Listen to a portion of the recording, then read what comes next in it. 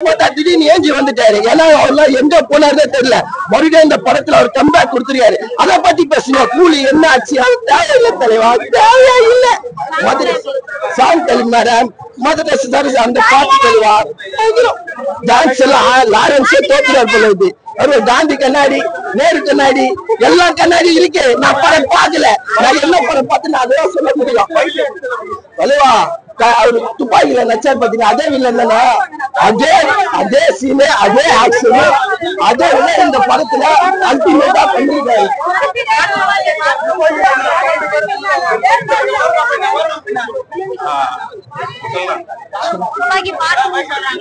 கண்டிப்பாங்க துப்பாக்கியோட பாட்டு தான். ஏன்னா அதே போலதான் ஜேர்னல் இருக்கும்.